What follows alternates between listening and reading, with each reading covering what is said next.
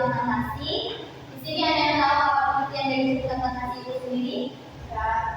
Oke, yang tadi dijelaskan.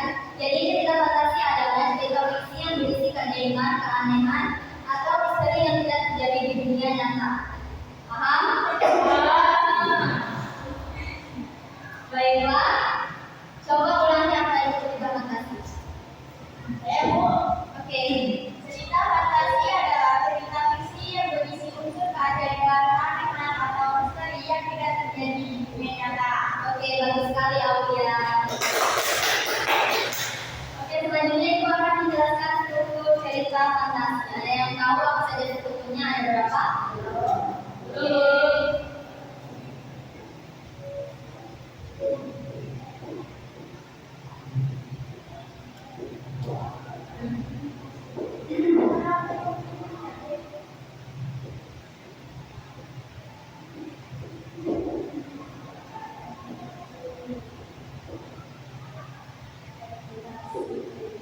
Jadi yang pertama itu ada orientasi. Ada yang tahu orientasi itu apa?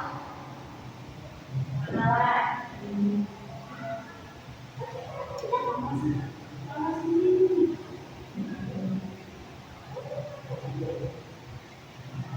Awalan.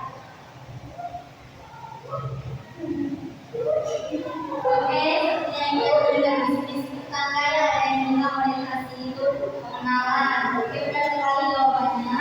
Jadi orientasi itu adalah pengenalan yang contohnya seperti siapa, kapan, dan di mana dalam sebuah cerita fantasi.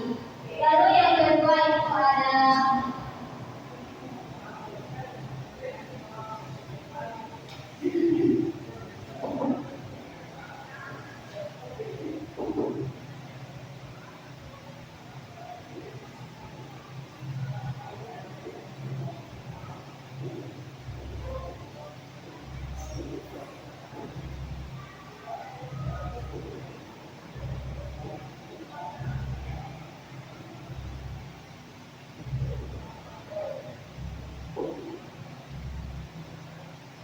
Oke, yang kedua ada komunikasi.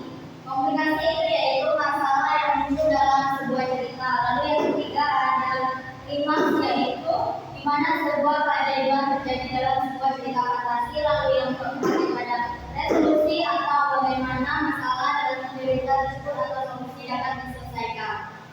Lalu ada ciri-ciri kebahasan dalam cerita fantasi, yaitu yang pertama itu diksi, lalu konjungsi waktu dan kata ganti.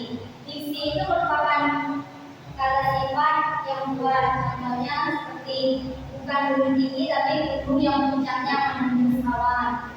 Lalu yang kedua itu ada konjungsi waktu seperti tiba-tiba, kemudian, sebelum, dan sesudah.